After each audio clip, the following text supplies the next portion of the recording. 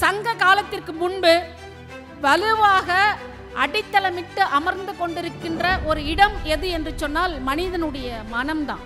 இப்போ இலக்கியங்கள் மனதை பண்படுத்தக்கூடிய ஒன்றாக இருந்த காலம் மாறி அரசியல் சமூக மாற்றங்கள் ஏற்பட்ட பிறகு அந்த இலக்கியம் என்பது எவ்வாறான ஒன்றாக தன்னை கட்டமைத்து கொண்டிருக்கிறது என்று சொன்னால் ஒரு சாதிய இலக்கியமாக தன்னை கட்டமைத்து கொண்டிருக்கிறது. மேல்தட்டு இலக்கியமும் இடைநிலை சாதி இலக்கியமும் இவற்றை உள்ளடக்காத ஒன்றாக இலக்கியமாக திகழ்ந்து கொண்டிருக்கின்றன. இந்திய அளவில் இப்படிப்பட்ட இலக்கிய கோட்பாடுகள் எவையும் தோன்றவில்லை. மக்களுடைய இலக்கியம் தோன்றுவதற்கும் சாதி என்பது மிகப்பெரிய ஒரு காரணமாக இருந்து கொண்டிருக்கிறது. காலனி ஆதிக்க ஆவணங்களில் 1872 தான் நமக்கு ஆவணங்கள் கிடைக்கிறது. ஏன் ஒரு பொதுவான இலக்கியம் என்று வருகின்ற பொழுது ஏன் தலித் இலக்கியத்திற்கு என்ன தேவை ஏற்பட்டிருக்கிறது, தலித் இலக்கியம் என்று புதிதாக படைப்பதற்கான என்ன தேவை வருகிறது என்ற ஒரு கேள்வி தொடர்ந்து எழுப்பப்பட்டு கொண்டு வருகிறது. வெறும் தமிழகத்தில் மட்டும் எழுந்த ஒரு இலக்கியமாக இல்லை, தனக்கான விடுதலையை முன்வைக்கின்ற மிகப்பெரிய உள்ளடக்கத்தை எல்லாம் கொண்டிருக்கக்கூடிய இலக்கியங்களாக அவை பரிணமித்தன. விடுதலை எமக்கானது என்று உங்களுடைய மூளைகளில் கீறிக்கொள்ளுங்கள் என்று சொல்லுவார்.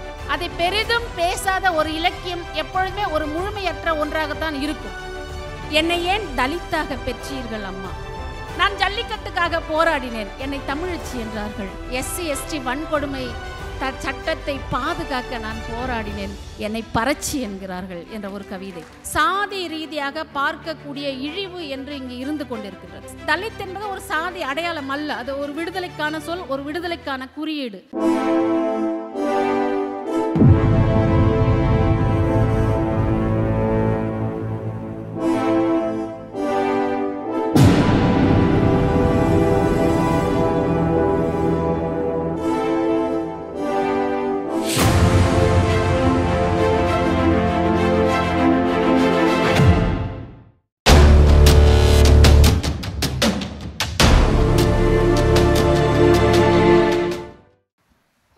தமிழ் தேசிய மாநாடு மே 17 இயக்கம் மிக சிறப்பாக நடத்தி கொண்டிருக்கின்ற இந்த வேளையில் மே 17 இயக்கத்தினுடைய ஒருங்கிணைப்பாளர் தோழர் திருமுருகன் காந்தி அவர்களுக்கும் அசோக்குமார் அவர்களுக்கும் இந்த மாநாட்டினுடைய முதல் நாளில் இறுதி அமர்வான இந்த அமர்வில் எனக்கு முன்பு பேசி அமர்ந்திருக்கக்கூடிய தொல்லியல் அறிஞர் நண்பர் அமர்நாத் ராமகிருஷ்ணன் அவர்களுக்கும் பேராசிரியர் பா ஆனந்தகுமார் அவர்களுக்கும் பேராசிரியர் நா முருகேச பாண்டியன் அவர்களுக்கும் இந்த அமர்வை ஒருங்கிணைத்து கொண்டிருக்கக்கூடிய ஓவியர் புருஷோத்தமன் அவர்களுக்கும்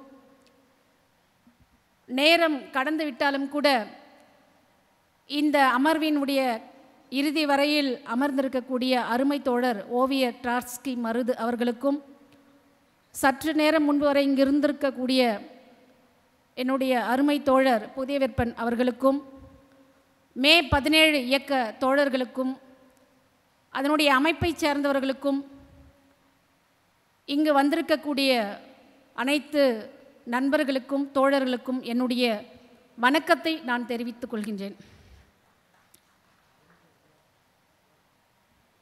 உங்களை பார்த்தால் எனக்கு வருத்தமாக இருக்கிறது, என்னை பார்த்தாலும் உங்களுக்கு வருத்தமாகத்தான் இருக்கும். ஏனென்று சொன்னால் கல்யாண விருந்தினுடைய கடைசியில் செல்வோருக்கு சாப்பாடும் கூட்டத்தினுடைய கடைசியில் பேசுகிறவர்களுக்கு நேரமும் கிடைத்ததாக சரித்திரத்தில் இல்லவே இல்லை என்பதைப் போல இந்த அமர்வினுடைய கடைசி நேரத்தில் நான் அமர்ந்திருக்கின்றேன். எவ்வளவு நேரமாகிவிட்டது, எவ்வளவு நேரம் பேசுவேன் என்று எனக்கு தெரியவில்லை. இருந்தாலும் கூட சில விஷயங்களை உங்களிடத்திலே நான் பேச வேண்டும் என்று நான் ஆசைப்படுகின்றேன். அதை ஒரு விவாதமாக மாற்ற வேண்டும் என்றும் நான் விரும்புகின்றேன். தோழர் திருமுருகன் காந்தி அவர்கள் பேசுகின்ற பொழுது இந்த அமர்வை அல்லது இந்த அரங்கத்தை நீங்கள் ஒரு வகுப்பறையாக மாற்றிவிட வேண்டும், இங்கே இருக்கக்கூடிய தோழர்கள் எல்லோரும் பொறியியல் படித்தவர்கள், விருப்பத்தின் பேரில் அவர்கள் தமிழ் இலக்கியத்தை தமிழ் இலக்கிய சமூக அரசியல் சூழலை அவர்கள் கற்றிருக்கிறார்கள். எனவே பேராசிரியர்கள் இடத்தில் ஒரு பாடத்தை கற்கும் மாணவர்களைப் போல அவர்கள் இந்த அரங்கத்திலே இருக்கிறார்கள் என்று தோழர் திருமுருகன் காந்தி அவர்கள் தெரிவித்தார்கள். நான் ஒரு ஆசிரியராக இருந்து கொண்டிருக்கின்றேன். என்னுடைய வகுப்பறையில் அல்லது தமிழ்நாட்டு பள்ளிகளினுடைய வகுப்பறையில் மாணவர்கள் எல்லோரும் ஒரு பக்கமும் மாணவிகள் எல்லோரும் இன்னொரு பக்கமும் அமர்ந்திருப்பார்கள். ஆனால் இந்த கூட்ட அரங்கிலே எல்லோரும் கலந்து ஆண்களும் பெண்களுமாக கலந்து அமர்ந்திருப்பதை பார்ப்பதற்கு மிகவும் மகிழ்ச்சியாக இருக்கின்றது. அதுதான் நாம் விரும்புகின்ற ஒரு சமூக மாற்றமும் கூட. எது இந்த சமூக ஒழுங்கு என்று கருதுகிறதோ அந்த சமூக ஒழுங்கை குலைத்து போடுவதுதான் நம்முடைய நோக்கமாக, இயக்கங்களினுடைய நோக்கமாக, அமைப்புகளினுடைய நோக்கமாக, இலக்கியங்களினுடைய நோக்கமாக இருக்க வேண்டும். சாதி என்பது அப்படி கட்டமைக்கப்பட்ட ஒரு சமூக ஒழுங்கு, மதம் என்பது அப்படி கட்டமைக்கப்பட்ட ஒரு சமூக ஒழுங்கு, அரசியல் அதிகாரம் என்பது அப்படி கட்டமைக்கப்பட்ட சமூக ஒழுங்கு. இந்த சாதி என்று சொல்லக்கூடிய, மதம் என்று சொல்லக்கூடிய, அரசியல் அதிகாரம் என்று சொல்லக்கூடிய இவற்றையெல்லாம், இந்த ஒழுங்குகளை எல்லாம் நாம் எப்பொழுது குலைக்கிறோமோ அப்பொழுதுதான் உண்மையான ஒரு மானுட விடுதலை கிடைக்கும். அதை நோக்கித்தான் இயக்கங்களாக, அமைப்புகளாக, முற்போக்கு அமைப்புகளாக நாம் முன் நகர்ந்து கொண்டிருக்கின்றோம் என்ற செய்தியோடு இந்த பேச்சை நான் தொடங்குகின்றேன். ஒரு இனம் தேசிய இனமாக உயர்வதற்கு அல்லது தன்னை உயர்த்தி கொள்வதற்கு எவையெல்லாம் தடையாக இருக்கிறதோ அவற்றையெல்லாம் ஆராய்ந்து பார்க்க வேண்டும். உலகில் உள்ள எல்லா தேசிய இனங்களும் தம்முடைய அடையாளத்தை எழுதுகின்ற பொழுது அல்லது தன்னுடைய அடையாளத்தை வெளிப்படுத்துகின்ற பொழுது அல்லது தன்னுடைய அடையாளத்தை வரையறுக்கின்ற பொழுது அவற்றிற்கு தடையாக இருக்கக்கூடிய பல்வேறு விஷயங்களை, பல்வேறு தடைகளை, பல்வேறு இன்னல்களை கண்டறிந்து அவற்றை தீர்க்கின்றவற்றை தான் முதல் பணியாக அவை தொடங்க வேண்டும். இப்போ இந்திய நாட்டில் இருக்கக்கூடிய தேசியம் என்பது தன்னுடைய அடையாளத்தை நிறுவுகின்ற பொழுது அல்லது தன்னுடைய அடையாளத்தை வெளிப்படுத்துகின்ற பொழுது அதற்கு மிக முக்கியமான ஒரு தடையாக இருக்கக்கூடிய சாதி என்னும் தடையை கேள்வி எழுப்பாமல், சாதி என்னும் அமைப்பை விமர்சனம் பண்ணாமல், அவற்றை உறவு வழியாக அல்லது குடிகள் வழியாக கடந்து போவது என்பது தற்செயலான ஒன்று என்பதை நாம் அறிந்து கொள்ள வேண்டும். இப்படி இந்த தேசியங்கள் தம்மை வெளிப்படுத்துவதற்கு தடையாக இருப்பவற்றை நாம் முதலிலே அறிந்து கொள்ள வேண்டும். அவற்றை விமர்சன பூர்வமாக நாம் அணுக வேண்டும். அதனுடைய முதல் படியாக நம்முடைய மே 17 இயக்கம் தமிழ் தேசிய மாநில மாநாட்டில் அப்படி சாதியினுடைய தோற்றம் குறித்தும் அதனுடைய வளர்ச்சி குறித்தும் தலித் இலக்கியம் குறித்தும் அதனுடைய பாடுபொருள் குறித்தும் ஒரு அமர்விலே இப்படி பேசுவதற்காக ஒரு நிகழ்ச்சியை ஏற்பாடு செய்தது உண்மையில் நான் வரவேற்கின்றேன். சங்க காலத்திற்கு முன்பு ஒரு சமூகம் என்பது எப்படி இருந்திருக்கிறது என்று சொன்னால் சாதியம் அற்ற ஒரு நிலையை அது கொண்டிருக்கிறது. இதற்கான ஏராளமான சான்றுகள் நம்முடைய சங்க இலக்கியங்களிலே இதற்கான கூறுகள் சாதி இல்லாத ஒரு சமூகமாக தமிழ் சமூகம் இருந்திருக்கிறது என்பதற்கான கூறுகளை உள்ளடக்கிய அல்லது ஆதாரங்களை உள்ளடக்கிய பலவாறான செய்திகள் நம்முடைய சங்க இலக்கியத்திலே விரவி கிடக்கின்றன. அதற்கு பிறகு ஆரியர்களுடைய வருகைக்கு பிறகுதான் சாதி என்ற ஒரு பிரிவு இங்கு தோன்றுகிறது. சாதி என்ற அடையாளம் இந்தியாவில் மிக வலுவாக கட்டமைக்கப்படுகிறது, உருவாக்கப்படுகிறது. இந்த சாதி என்ற அமைப்பு மிக வலுவான ஒரு அமைப்பாக மாறுகிறது. அப்படி ஒரு வலுவான அமைப்பாக மாறுகின்ற பொழுது இந்திய சமூகத்தில் இருக்கக்கூடிய தேசியங்கள் அந்த மாறுகின்ற பொழுது இந்திய சமூகத்தில் இருக்கக்கூடிய தேசியத்தில் இருக்கக்கூடிய பிரச்சனைகளை உணர்ந்து கொள்ளாமல் அல்லது அடையாளம் காண முடியாமல் இந்த சாதிய சமூகத்திற்கு ஆதரவாக ஒரு பேசக்கூடிய ஒரு சூழலே இங்கு உருவாகின்றது. ஏன் தமிழ் தேசியங்கள் அல்லது இந்திய தேசியம் இந்திய முழுமைக்கும் தன்னை வெளிப்படுத்தி கொள்ளுகின்ற பொழுது அந்த தேசியத்தில் இருக்கக்கூடிய மிக முக்கியமான பிரச்சனையான சாதியத்தை கடக்கிறது என்று சொன்னால் இந்திய சமூகத்தில் சாதி என்ற அமைப்பு மிக ஆழமாக மிகவும் அடித்தளத்தில் வேரூன்றி இருக்கக்கூடிய ஒன்றாக அது மாறி இருக்கின்றது. அப்போ இந்த சாதியத்தை நாம் வேறு அறுக்காமல் அல்லது இதை கேள்வி கேட்காமல் அல்லது இதை விமர்சனம் செய்யாமல் இந்தியா முழுமைக்குமான ஒரு தேசியத்தை நம்மால் கட்டமைக்க முடியுமா என்பதையும் நாம் இந்த நேரத்தில் தெரிவித்துக்கொள்ள ஆசைப்படுகின்றேன். அப்போ ஏன் இந்த தேசியம் தன்னை கட்டமைக்கின்ற பொழுது இந்த சாதியத்தை கடக்கிறது என்று சொன்னால் இந்த சாதியம் என்பது வலுவாக அடித்தளமிட்டு அமர்ந்து கொண்டிருக்கின்ற ஒரு இடம் எது என்று சொன்னால் மனிதனுடைய மனம்தான். மனிதனுடைய மனம்தான் சாதியத்தை பாதுகாக்கிற ஒரு இடமாக இருக்கிறது. அண்ணல் அம்பேத்கர் அவர்கள் சொல்லுவார்கள், சாதி என்பது ஒரு கண்ணுக்கு தெரிகின்ற ஒரு பௌதிக சுவராக இருந்தால் அதை நாம் வெட்டி வீழ்த்தி விடலாம், தகர்த்து விடலாம்.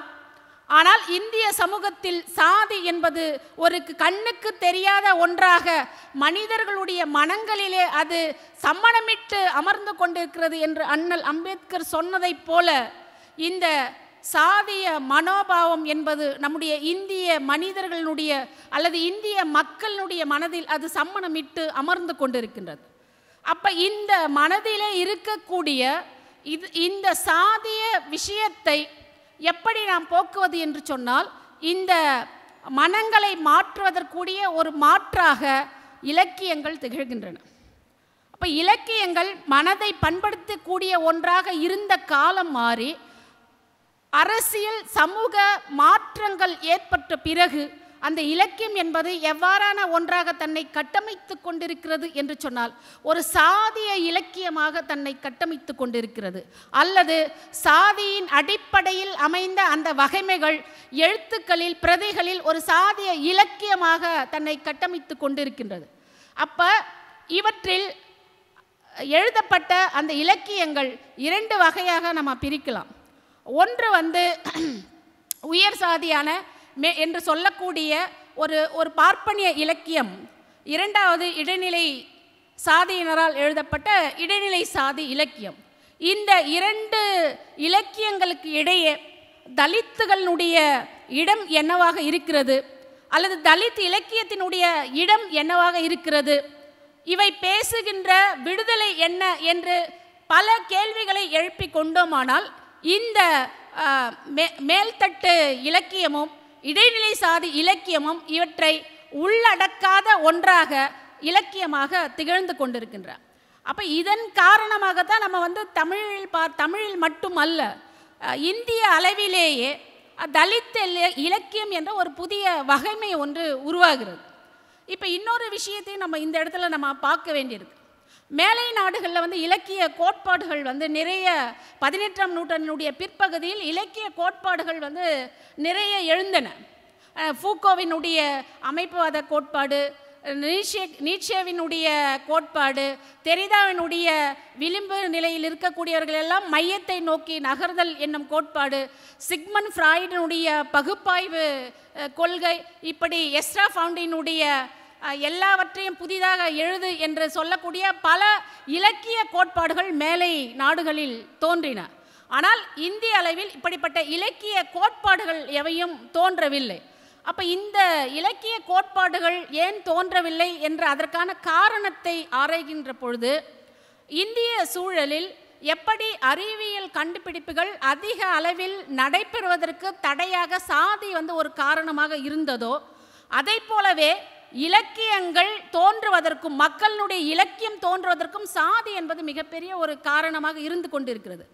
மேக்னாஸ் அவரை பற்றி நீங்கள் கேள்விப்பட்டிருப்பீங்க. மிக சிறந்த ஒரு விஞ்ஞானி.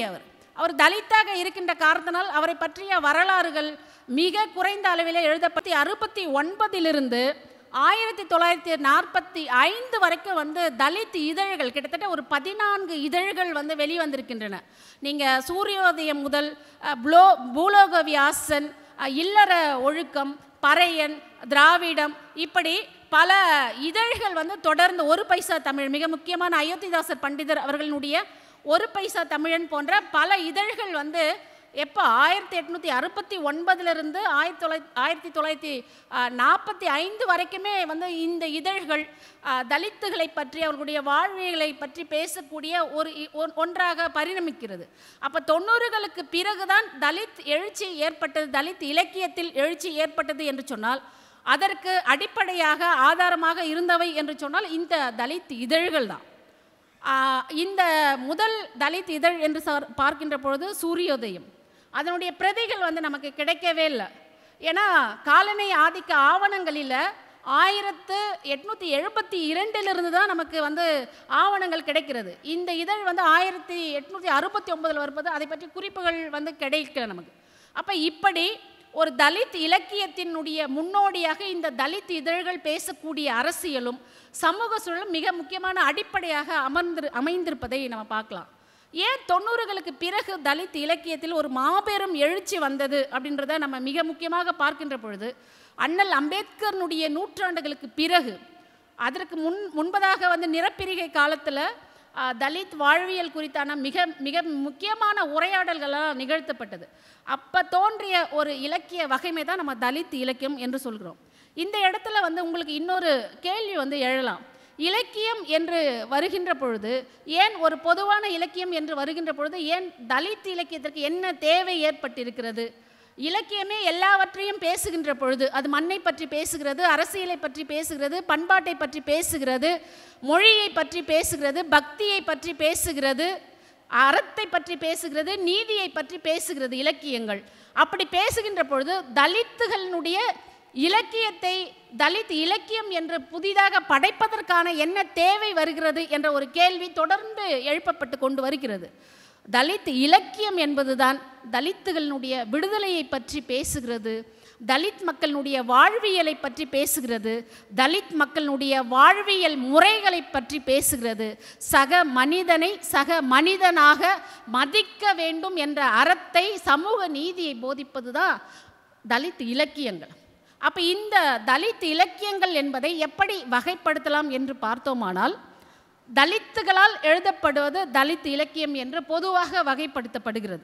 இப்போ தலித் அல்லாதவர்கள் எழுதக்கூடிய எழுத்து தலித் இலக்கியம் இல்லையா என்ற பல்வேறு கேள்விகள் வரலாம்.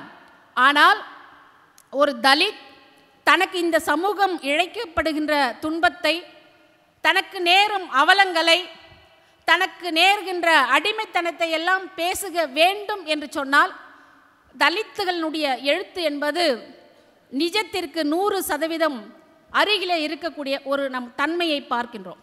அப்போ 90களுக்கு பிறகு இந்த தலித் இலக்கியம் என்பது வெறும் தமிழகத்தில் மட்டும் எழுந்த ஒரு இலக்கியமாக இல்லை, மாறாக அது இந்திய அளவில் ஒரு மிகப்பெரிய ஒரு எழுச்சியாக, மிகப்பெரிய ஒரு இலக்கியமாக, மக்களினுடைய குரலாக, குரலற்ற மக்களினுடைய ஒரு குரலாக, குரலற்றவர்களுடைய ஒரு குரலாக, ஒரு எதிர்ப்பு குரலாக இந்தியாவினுடைய எல்லா பகுதிகளிலும் தலித் இலக்கியம் என்பது ஒரு வாய்க்காலாக வழிந்து ஓடியது. குறிப்பாக பார்க்க வேண்டும் என்று சொன்னால் மராட்டிய இலக்கியங்கள் என்பது, அதை போலவே பல்வேறு இலக்கியங்கள். நீங்கள் பார்த்தீங்கன்னா தமிழில் எழுதப்பட்ட முதல் தன் வரலாறு அப்படின்றது K.A. குணசேகரன் அவர்கள் எழுதிய ஒரு தன் வரலாற்று நூல். மராட்டியத்தில் சரண்குமார் லிம்பாலே அவர்கள் தன்னுடைய வரலாற்று நூல். நீங்கள் கன்னடாவில் எடுத்துக்கிட்டிங்கன்னா சித்தலிங்க அவருடைய ஊரும் சேரியும் போன்ற தன் வரலாற்று நூல்களெல்லாம் நமக்கு கிடைக்கிறது. அப்போ இந்த இலக்கியங்களை நாம் எவ்வாறு வகைப்படுத்தலாம் என்று சொன்னால், இலக்கியத்திலிருந்து எவ்விதம் இவை மாறுபடுகிறது அல்லது வேறுபடுகிறது என்று சொன்னால், தலித் இலக்கியம் என்பது ஒரு சாதி ஒழிப்பு இலக்கியமாக, சாதிக்கு எதிரான ஒரு இலக்கியமாக, மாற்று சிந்தனை உடைய ஒரு இலக்கியமாக நம்ம வகைப்படுத்தலாம் அப்படின்றது என்னுடைய ஒரு எண்ணமாக இருக்குது. அது கவிதைகளாக இருந்தாலும் சரி, நாவலாக இருந்தாலும் சரி, அரசியல் கட்டுரைகளாக இருந்தாலும் சரி, சிறுகதைகளாக இருந்தாலும் சரி, 90களுக்கு பிறகு ஒரு மாற்றத்தை கோருகின்ற, தனக்கான விடுதலையை முன்வைக்கின்ற மிகப்பெரிய உள்ளடக்கத்தை எல்லாம் கொண்டிருக்கக்கூடிய இலக்கியங்களாக அவை பரிணமித்தன. தலித் கவிஞர் NT ராஜ்குமார் அவர்கள் ஒரு கவிதையிலே அவர் சொல்லுவார், இந்த ஓலை சுவடியை நாம் அல்லாதவர்கள் வாசித்து பார்க்கின்ற பொழுது தலை சுற்றும், மூளை கலங்கும், நெஞ்சு படபடக்கும், கொப்புராலம் வந்து கண் மயங்கும், எழுத்தெல்லாம் வலுவற்று போகும் என்று என் எழுத்துக்களில் என் வாதையை ஏவி விடுகிறேன் என்று NT ராஜ்குமார் வந்து அற்புதமாக ஒரு கவிதையில் சொல்லுவார். அழகிய பெரியவன் சொல்லுவார், இனி விடுதலை எமக்கானது என்று உங்களுடைய மூளைகளில் கீறிக்கொள்ளுங்கள் என்று சொல்லுவார். அப்போ இந்த இலக்கியங்கள், தலித் இலக்கியம் என்பது வெறுமனே தலித்துகளினுடைய வலியை பேசுகின்ற அல்லது தலித்துகளினுடைய அனுபவங்களை மட்டுமே பேசுகின்ற ஒன்றாக இல்லாமல், அது தலித் மக்களினுடைய பிரச்சனைகளை பற்றி மட்டும் பேசாமல், ஒடுக்கப்பட்ட அனைத்து மக்களுக்கான ஒரு இலக்கியத்தையும் குரலற்றவர்களுடைய அனைத்து குரலாகவும் ஒலிக்கின்ற ஒரு தன்மையை நாம் பார்க்கின்றோம். அப்போ இந்த இலக்கியம் என்பது ஒரு முழுமை பெறாத இலக்கியமாக நான் பார்க்கின்றேன். அப்போ தலித்துகளினுடைய விடுதலையை, பெண்களினுடைய விடுதலையை உள்ளடக்காத அல்லது அதை பெரிதும் பேசாத ஒரு இலக்கியம் எப்பொழுதுமே ஒரு முழுமையற்ற ஒன்றாகத்தான் இருக்கும். அப்போ தலித் இலக்கியம் என்பது வெறுமனே தலித்துகளை மட்டுமே பேசுகின்ற, தலித்துகளினுடைய பாடுகளை மட்டுமே பேசுகின்ற ஒன்று அல்ல. உங்களுக்கு தெரிந்திருக்கும், தலித்துகள் எல்லாவற்றிற்கும் குரல் கொடுக்கக்கூடியவர்களாக, எல்லா பிரச்சனைகளுக்கும் சென்று முன்னே நிற்கக்கூடிய ஒரு தன்மை உடையவர்களாக அவர்கள் இருந்து கொண்டிருக்கிறார்கள். ஏன்னா வலி அப்படின்றது ஒன்று தெரியும். நான் ஒரு கவிதையில் எழுதியிருப்பேன், என்னை ஏன் தலித்தாக பெற்றீர்கள் அம்மா, என்னை ஏன் தலித்தாக பெற்றீர்கள் அம்மா. அம்மா சொல்கிறாள், உன்னால் தான் உலகத்தை நேசிக்க முடியும் மகளே, உன்னால் தான் உலகத்தை நேசிக்க முடியும் மகளே. அப்போ நான் ஒரு தலித்தாக நான் இங்கே நிற்கிறேன். அப்போ நான் என்னுடைய விடுதலை மட்டும் பாடக்கூடிய அல்லது பேசக்கூடிய ஒரு ஆளாக இல்லை. ஒடுக்கப்பட்ட எல்லா சாதியிலும் இருக்கக்கூடிய அல்லது எல்லா பிரதேசத்திலும் இருக்கக்கூடிய அல்லது எல்லா மொழியை பேசக்கூடிய ஒடுக்கப்பட்ட பெண்களுக்காக ஒலிக்கின்ற ஒரு குரலாக நான் இருந்து கொண்டிருக்கின்றேன். அல்லது தமிழ்நாட்டிலே எழுகின்ற, அது ஸ்டெர்லைட்டாக இருக்கட்டும், அல்லது ஜல்லிக்கட்டாக இருக்கட்டும், அல்லது கெயிலாக இருக்கட்டும், அல்லது நீட்டாக இருக்கட்டும், அல்லது 8 வழி சாலையாக இருக்கட்டும், ஒலிக்கின்ற முதல் குரலாக எங்களுடைய குரல் எப்பொழுதுமே இருந்து கொண்டிருக்கின்றது. நான் ஒரு கவிதையிலே எழுதியிருந்தேன், அடையாளம் என்ற ஒரு கவிதை. நான் ஜல்லிக்கட்டுக்காக போராடினேன், என்னை தமிழச்சி என்றார்கள். நான் நீட்டுக்கு எதிராக போராடினேன், என்னை தமிழச்சி என்றார்கள். நான் ஸ்டெர்லைட்டுக்கு எதிராக போராடினேன், என்னை தமிழச்சி என்றார்கள். நான் கெயிலுக்கு எதிராக போராடினேன், என்னை தமிழச்சி என்றார்கள். SC ST வன்கொடுமை சட்டத்தை பாதுகாக்க நான் போராடினேன், என்னை பறச்சி என்கிறார்கள் என்ற ஒரு கவிதை. அப்போ என்னுடைய அடையாளம் இங்கு என்னவாக இருக்கிறது? என்னுடைய அடையாளம் என்பது ஒரு தமிழ் அடையாளமா அல்லது ஒரு தலித் என்ற அடையாளமா என்பதை நாம் சுய பரிசோதனை செய்து பார்க்க வேண்டிய. அப்போ பொது பிரச்சனைகளுக்காக பேசுகின்ற பொழுது அல்லது எழுதுகின்ற பொழுது அல்லது போராடுகின்ற பொழுது இந்த சமூகம் என்னை ஒரு தமிழச்சியாக பார்க்கிறது. ஆனால் நான் எனக்காக, என்னுடைய விடுதலைக்காக, எனக்காக போராடி கொண்டு விடுவது என்னை பறச்சி என்று சொல்கின்ற இந்த சமூகம் அப்படியாக பார்க்கின்றது. அப்போ இன்னொரு கவிதையில் நான் எழுதினேன், அதை பற்றி நான் பிறகு பேசுகின்றேன். இன்னொன்று, தீட்டு அப்படின்ற ஒரு விஷயம் காலையிலேருந்து நிறைய முருகேச பாண்டியன் அவர்கள் பேசுகின்ற பொழுது கூட தீட்டு என்ற ஒரு பேசினர்கள், தோழர் முகமது அவர்கள் பேசுகின்ற பொழுது கூட அசாமில் இருக்கக்கூடிய ஒரு கோவிலில், காமாக்கினி என்ற கோவிலில் பிரசாதமாக கொடுக்கப்படுகிறது என்று பேசினார்கள். அந்த காமாக்கினி கோவிலில் இருக்கக்கூடிய அந்த தெய்வம் என்ன தெய்வம் அப்படின்னா, பெண்ணினுடைய உறுப்பு தான் தெய்வமாக வணங்குறாங்க. அந்த பெண்ணின் மீது, பெண் உறுப்பின் மீது வைக்கக்கூடிய அந்த குங்குமத்தை தான் பிரசாதமாக அவங்க கொடுக்குறாங்க. அப்போ இந்த தீட்டு, தீண்டாமை, பெண்ணுடைய உடல் பற்றியான ஒரு பார்வை தமிழ் சமூகத்தில் அல்லது இந்திய சமூகத்தில் என்னவா இருக்குது அப்படின்றது நமக்கு தெரியும். அப்போ நான் ஒரு கவிதை ஒன்று நான் எழுதினேன். என்ன கவிதை என்று சொன்னால், தீண்டப்படாத தெரு, தீண்டப்படாத சாலை, தீண்டப்படாத கிணறு, தீண்டப்படாத காற்று, தீண்டப்படாத இரத்தம், தீண்டப்படாத சிலை, தீண்டப்படாத சேரி, தீண்டப்படாத காற்று, தீண்டப்படாத நீர், தீண்டத்தகும் நம் உடல் அப்படின்னு ஒரு கவிதை எழுதியிருந்தேன். நீங்கள் வந்து தலித் பெண்களை வந்து வன்புணர்வுக்கு உள்ளாகின்ற பொழுது அப்போ எப்படி என்னுடைய உடல் வந்து உனக்கு தீண்ட தகுந்ததாக மாறுகிறது அப்படின்ற ஒரு அரசியல் இருக்குல்ல. என்னுடைய சேரி வந்து தீண்டத்தகாத சேரி, என்னுடைய கிணறு, நான் நீர் எடுக்கின்ற ஒரு கிணறு வந்து தீண்டப்படாதது, நான் உன் மேலே என் மேலே வீசுகின்ற காற்று கூட உன்னை தொடக்கூடாது என்னும்போது அவள் பெண்ணுடைய உடல் என்பது இங்கே ஒரு தீண்டப்படுகின்ற ஒன்றாக மாறி, அப்போ இந்த பாலியல் வல்லுறவுக்கு ஆளாக்கப்படுகின்ற பெண்களுடைய எண்ணிக்கை என்பது, தலித் பெண்களுடைய எண்ணிக்கை என்பது மிகவும் அதிகமாக இருக்கின்றது.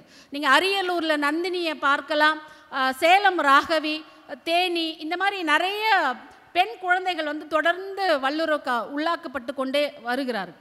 அப்போ இங்கே இவர்களுடைய அடையாளம் என்னவாக இருக்கின்றது? அப்போ நம்ம பேசுகின்ற தேசியம் என்பது இவர்களை உள்ளடக்கிய ஒரு தேசியமாக இருந்தால்தான் நாம் பிராந்திய மொழி வழியாக நாம் முன்னெடுக்கக்கூடிய தேசியம் என்பது தேசியம் என்ற அளவில் நம்ம சேரும். இப்போ மத வழியாக பேசக்கூடிய ஒரு தேசியம் இருக்கிறது, மொழி வழியாக பேசக்கூடிய ஒரு தேசியம் இருக்கிறது, இனம் வழியாக பேசக்கூடிய ஒரு தேசியம் இருக்கிறது அல்ல சொல்லுவோம். அப்போ இந்த இனம் அல்லது மொழி அல்லது சாதி இதை உள்ளடக்கிய ஒரு தேசியம் என்பது எல்லாருடைய அரசியலையும் எல்லாருடைய விடுதலையும் உள்ளடக்கக்கூடிய ஒன்றாக நாம் இருக்க வேண்டியது மிக முக்கியமான ஒன்று அப்படின்னு சொல்லிட்டு நான் பார்க்குறேன். அப்போ இங்கே தலித் இலக்கியம் என்பது அப்படி விடுதலையை கோரக்கூடிய ஒன்றா தான் இருக்குது. பாமாவினுடைய நாவல்கள் கருக்கு அப்படின்றது, அதுக்கப்புறம் வந்து சிவகாமி அவர்களினுடைய ஆனந்தாயி, பழையன கழிதல் போன்ற நாவல்கள், இப்படி பல்வேறு வகைமைகளில் தொடர்ந்து K.A. குணசேகரன் அவர்களுடைய மிக முக்கியமான அந்த வடு என்று சொல்லக்கூடிய தன் வரலாறு, அதில் ஒரு கவிதையில் அவர் சொல்லியிருப்பார். அவர் வந்து உலக தமிழ் ஆராய்ச்சி நிறுவனத்தினுடைய இயக்குனராக இருந்தார். அவர் ஒரு கவிதையில் சொல்லுவார், என்னால் காரியம் ஆகணுன்னா என்னோட ஆஃபீஸில் வந்து சார் அப்படின்னுவார். என்னை ரோட்டில் பார்த்தா என்னப்பா குணசேகரா அப்படின்னுவார். என்னை பேருந்தில் சந்தித்தால் என்ன குணசேகரா அப்படின்வார். என்னை என் ஊரில் சந்தித்தால் டே குணசேகரா அப்படின்வார். அவ்வளோதான் அந்த கவிதை. அப்போ நீங்கள் எவ்வளவு படித்தாலும் சரி, எவ்வளவு பொருளாதார ரீதியாக உயர்ந்தாலும் சரி, எவ்வளவு ஒரு மேன்மையான இடத்தில் தலித்துகள் வந்தாலும் சரி, சாதி ரீதியாக பார்க்கக்கூடிய இழிவு என்று இங்கே இருந்து கொண்டிருக்கின்றது. அப்போ அடையாள அரசியல் என்பது மிக முக்கியமான ஒன்றாக நான் பார்க்கின்றேன். ஒரு சாதியவாதி, ஒரு இடைநிலை சாதியவாதிகள் தங்கள் அடையாளத்தை அவர்கள் வெளிப்படுத்துவதற்கும், தலித்துகள் அந்த தலித் என்ற அடையாளத்திலிருந்து எழுதுவதற்கும் மிக முக்கியமான வேறுபாடு இருக்கிறது. அவர்கள் சாதி பெருமையை பேசுவதற்காக தங்களுடைய அடையாளத்தை சொல்கிறார்கள். தலித்துகள் சாதியை ஒழிப்பதற்காக அந்த அடையாளத்திலிருந்து அவர்கள் எழுதுகிறார்கள். ஏன் வந்து ரொம்ப பதட்டமாயிடுறாங்கல்ல. ஒரு கேள்வி வந்து கேட்பாங்க, நீ ஏன் வந்து கவிஞர் அப்படின்னு சொல்லுங்கள், ஏன் தலித் எழுத்தாளர், ஏன் தலித் கவிஞர் அப்படின்னு சொல்கிறீங்க, அல்லது ஏன் அப்படின்னு கேட்குறாங்கல்ல. அந்த கேள்வியே வந்து ஒரு ஆணாதிக்க ஒரு சாதியவாத கேள்வியாக தான் நான் பார்க்குறேன்.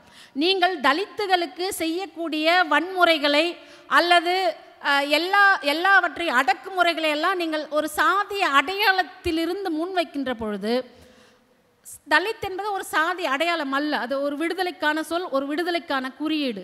அப்போ நீங்கள் ஒரு சாதிய அடையாளத்திலிருந்து எனக்கான அடக்குமுறையை செய்கின்ற பொழுது, நான் என் விடுதலைக்கு உரிய ஒரு குறியீட்டிலிருந்து, தலித் என்ற அடையாளத்திலிருந்து அதை நான் சொல்வதில், அதை கேள்விக்குட்படுவதில் உங்களுக்கு என்ன பிரச்சனை என்ற ஒரு கேள்வியை நான் முன்வைக்கிறேன். இப்படி இந்த தமிழ் சமூகம் என்பதும் இந்திய சமூகம் என்பதும் ஒரு சாதிய சமூகமாக, ஒரு ஆணாதிக்க சமூகமாக இருந்து கொண்டிருக்கின்றது. இதையெல்லாம் கேள்விக்கு உட்படுத்துபவை தான் இலக்கியங்களாக இருக்கின்றன. இலக்கியங்கள் எப்பொழுதும் ஒரு ஒரு ஒரு குற்ற உணர்வை அல்லது ஒரு கோபத்தை தூண்டுவனாக தொடர்ந்து எழுதி கொண்டே இருக்கின்றார்கள் தலித் எழுத்தாளர்கள். அப்போ நான் ஒரு கவிதையில் எழுதியிருப்பேன், நீ என்னை பரட்சி என்று சொல்வதற்கும் நான் என்னை பரட்சி என்று சொல்வதற்கு நிறைய வேறுபாடுகள் இருக்கிறது இல்லையா? அப்போ நான் என்னுடைய அடையாளத்தை வெளிப்படுத்துவது என்பது ஒரு சாதி ஒழிப்புக்கான ஒன்றாக நான் பார்க்கின்றேன். அந்த கவிதையை நான் எழுதியிருந்தேன். செத்துப்போன மாட்டை தோல் உரிக்கும் பொழுது அருகிருந்து காகம் விரட்டுவேன். நெடுநேரம் நின்று வாங்கிய ஊர் சோற்றை தின்றுவிட்டு சுடு சோரென பெருமை பேசுவேன். தப்பட்டை மாட்டிய அப்பா தெருவில் எதிர்படும்போது முகம் மறைத்து கடந்து விடுவேன். அப்பாவின் தொழிலும் ஆண்டு வருமானமும் சொல்ல முடியாமல் வாத்தியாரிடம் அடி வாங்குவேன். தோழிகள் அற்ற பின் வரிசையில் அமர்ந்து யாருக்கும் தெரியாமல் அழுவேன். இப்போது யாரேனும் கேட்க நேர்ந்தால் பளிச்சென்று சொல்லிவிடுகிறேன் பரட்சி என்ற ஒரு கவிதை. அப்போ இங்கே என்னுடைய அடையாளம் என்பது சாதியை நான் கட்டமைப்பதற்காக அல்லது இறுக்கி பிடித்து வைப்பதற்காக நான் என்னை அந்த அடையாளத்தில் சொல்லவில்லை. மாறாக நீங்கள் எனக்கு செய்கின்ற எல்லாவற்றையும் உங்களுக்கே திருப்பி அளிப்பதற்கான ஒரு எதிர்ப்பு செயல்பாடாக நான் அதை மாற்றுகின்றேன். என்னுடைய பள்ளியில் நான் படிக்கின்ற பள்ளியில் நான் ஒரு வகுப்பில் முதல் மாணவி. எனக்கு நோட்டு புத்தகங்களெல்லாம் கிடையாது, படிக்கிறதுக்கு புத்தகங்கள் கிடையாது. ஆனாலும் நல்லா படித்து முதல் மாணவியாக நான் வகுப்பில் திகழ்ந்தேன். எஸ்சிக்கெல்லாம் புத்தகம் அரையாண்டு முடிச்சப்பறம் தான் வரும் புத்தகங்கள், ஃப்ரீ புக்ஸ். இப்போ எல்லாருக்குமே கொடுக்குறாங்க இல்லையா? நான் படிக்கின்ற பொழுது அரையாண்டு கழித்து தான் அந்த புத்தகங்கள் எனக்கு கொடுப்பாங்க. அப்போ கேட்பாங்க எஸ்சி எல்லாம் யார் அப்படின்னா, இப்போ அட்டண்டன்ஸில் பதிவுகள்லாம் எந்த இடத்துலையும் சாதியை குறிக்கக்கூடாது என்ற அரசு உத்தரவிட்டு இருக்கிறது. ஆனால் அப்போ வெளிப்படையாக ஒரு வகுப்பறையில் ஒரு ஆசிரியர் மாணவர்களை பார்த்து இதில் யார் யாரை எஸ்சி, யார் யார் பறையர், யார் யார் ஆதிதிரவர், கையை தூக்குங்க, இல்லை எழுந்து நில்லுங்க, உங்களுக்கு புத்தகம் வந்திருக்கு அப்படின்னு சொல்லுவாங்க. அப்படி கேட்கின்ற பொழுது மற்ற மாணவர்களுடைய ஏளன பார்வையும் கேலியும் கிண்டலும் என்னை கூனி குறுக வைத்திருக்கின்றது ஒரு காலகட்டத்தில். அப்போ நான் ஒரு தலித் அப்படின்றதுனாலே என்னுடைய ஆசிரியர் கொண்டு போயிட்டு பின்னாடி போய் உட்கார வச்சார். அப்போ என்னுடன் யாரும் பேச மாட்டார்கள், பழக மாட்டார்கள், உணவை என்னுடன் பங்கிட்டு கொள்ள மாட்டார்கள். அப்போ ஒரு 40 ஆண்டுகளுக்கு முன்பாக அல்லது இந்த சமூகம் எப்படிப்பட்ட ஒரு சமூகமாக, ஒரு சாதிய சமூகமாக இருந்திருக்கிறது என்பதற்கான ஒரு சாட்சியாக நான் நின்று கொண்டிருக்கின்றேன். இப்போ எந்த பள்ளியில் எந்த வகுப்பறையில் என்னுடைய ஆசிரியர் என்னை பின்னாடி போய் உட்காரு அப்படின்னு சொன்னாரோ அதே பள்ளியில் அதே வகுப்பறையில் நான் இன்றைக்கி ஒரு ஆசிரியராக வேலை பார்க்குறேன். அப்போ இந்த சமூகம் எதை சொல்லி என்னை இழிவுபடுத்துகிறதோ அல்லது எதை சொல்லி என்னை ஒரு இந்த சாதிக்குள்ளாக இருக்க வைக்க பார்க்கிறதோ அதையெல்லாம் மீறி அவற்றையே திருப்பி செலுத்துகின்ற அல்லது அவற்றை கேள்வி கேட்கின்ற ஒரு இடத்துல இன்னைக்கு தலித்துகள் வந்திருக்கிறார்கள் என்று சொன்னால் அதற்கு காரணமாக இருப்பவை தலித் இலக்கியங்கள், தலித் எழுத்துக்கள், தலித் முன்னோடிகள் தான். அப்போ எனக்கு எங்கிருந்தது இந்த மாதிரியான ஒரு தைரியம், இந்த மாதிரியான ஒரு மிகப்பெரிய உற்சாகம், படிப்பதற்கான ஒரு உற்சாகம் எங்கிருந்து வந்தது என்று சொன்னால் இதற்கு முன்பு எழுதியிருக்கக்கூடிய ஒரு இலக்கியங்களை, தலித் இலக்கியங்களை அல்லது தலித் ஆளுமைகளை பற்றி நான் தெரிந்து கொண்ட காரணத்தினால்தான் என்னுடைய வாழ்க்கையை நான் அப்படி என்னுடைய வாழ்வியலாக அமைத்து கொண்டேன். அப்போ தலித்துகளினுடைய வாழ்க்கையில் சந்தோஷமே இல்லையா அப்படின்னு வெறும் சோகம் மட்டும்தானா? ஏன் எப்பொழுதும் கழிவிறக்கத்தை கோருபவையாக, சுய இரக்கத்தை கோருபவையாக உங்கள் இலக்கியங்கள், உங்களுடைய கவிதைகள், உங்களுடைய நாவல்கள் இருக்கின்றன என்று நீங்கள் ஒரு கேள்வியை எழுப்பலாம். ஆனால் தலித் இலக்கியங்கள் என்பவை வெறும் இரக்கத்தை கோருகின்றவை மட்டும் அல்ல. அது வாசிக்கின்றவர்களுக்கு ஒரு உண்மையை சொல்லுகின்ற, ஒரு நம்பிக்கையை ஏற்படுத்துகின்ற ஒரு படைப்பாக தலித் படைப்புகள் எப்பொழுதுமே திகழ்ந்து கொண்டிருக்கின்றன. என்னுடைய கவிதைகள்லாம் நீங்கள் வாசித்து பார்த்தீங்கன்னா ஒரு சுய இரக்கம் கூட கிடையாது. அடித்து நொறுக்கிட்டு போயிட்டே இருப்போம். நீங்கள் கயர்லாஞ்சில் பார்த்தீங்கன்னா ஒரு பிரியங்கா என்று சொல்லக்கூடிய ஒரு பெண், பொருளாதாரத்தில் மிகவும் தன்னிறைவு பெற்ற பயலால் போட்மாங்கே அப்படின்ற ஒரு குடும்பம். அந்த குடும்பத்தில் இருக்கக்கூடிய பிரியங்காவை அவர்கள் நிர்வாணமாக்கி அவளுடைய பிறப்பிறப்பில் துறடு சொருகி அவளை அந்த கிராமத்தில் இருக்கக்கூடிய உயர் ஜாதியினர் என்று சொல்லக்கூடிய அவர்கள் எல்லோருமே அந்த கூட்டு வல்லுறவு செய்து அவர்களை கொலை செய்து போட்ட பொழுது நான் ஒரு கவிதை எழுதினேன்.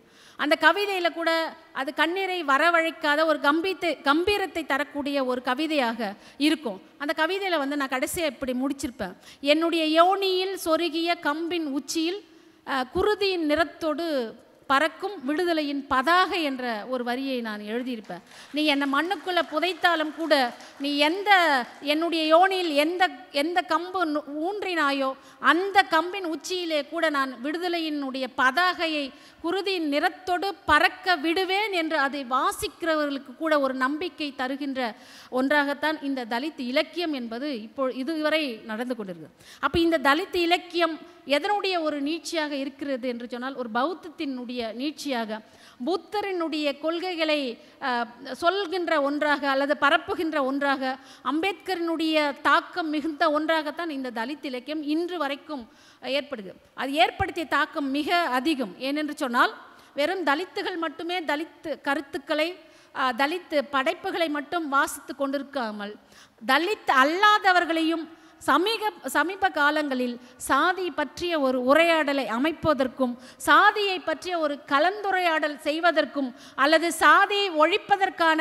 இப்படிப்பட்ட மாநாடுகளில் ஒரு அமர்வை ஏற்பாடு செய்வதற்குமான ஒரு விழிப்புணர்வு ஒன்று தோன்றி இருக்கிறது என்று சொன்னால் அது தலித் இலக்கியத்தினுடைய பாதிப்பு என்ற அடிப்படையிலே நான் பேசிக்கொண்டிருக்கின்றேன். மூன்றாவதாக கடைசியாக சொல்லி நான் நிறைவு செய்கின்ற ஒன்று இருக்கிறது. காலையிலிருந்து நீங்கள் கேட்டுக்கொண்டிருக்கலாம். பல்வேறு விஷயங்கள் குறித்த செய்திகளை அறிஞர்கள் உங்களிடத்திலே பேசியிருக்கிறார்கள். நண்பர் பக்தவச்சல பாரதி அவர்கள் மானுடவியலாளர் அவர்கள் பேசுகின்ற பொழுது நான் வரவில்லை. அவர்களுடைய தலைப்பு என்னவென்று சொன்னால் தமிழ் சூழலில் சாதியும் அதனுடைய தோற்றம் என்ற தலைப்பில் அவர் உரையாடி இருப்பார், அல்லது சாதிக்கு முன்பு பின்பு என்ற தலைப்பில் அவரை உரையாடி இருக்கக்கூடும். இந்தியாவில் சாதிகள், அதனுடைய தோற்றம், அதனுடைய அமைப்பு, அதனுடைய இயங்கியல் என்ற ஒரு ஆய்வு கட்டுரையை அண்ணல் அம்பேத்கர் அவர்கள் தன்னுடைய 1916 வந்து அமெரிக்காவில் இருக்கக்கூடிய கொலராடோ பல்கலைக்கழகத்தில் ஒரு ஆய்வுக்காக எழுதிய ஒரு கட்டுரை அது. அதில் இந்தியாவினுடைய சாதிகள் எப்படி தோற்றம் பெற்றிருக்கின்றன, அது எப்படி வளர்ந்து வருகிறது என்று மிக ஒரு அற்புதமான ஒரு ஆய்வு அறிக்கையாக அதை வெளியிட்டிருப்பார். அண்ணல் அம்பேத்கர் அவர்கள் வந்து சாதியை பற்றி சொல்கின்ற விஷயம் 2 தான். அகமன முறையே சாதியம் அப்படின்றத அவர் தன்னுடைய ஆய்வு கட்டுரையில் வந்து அவர் வந்து வெளியிடுகின்றார். அகமன முறையே சாதியம் அப்படின்னு வெளியிடுறாரு.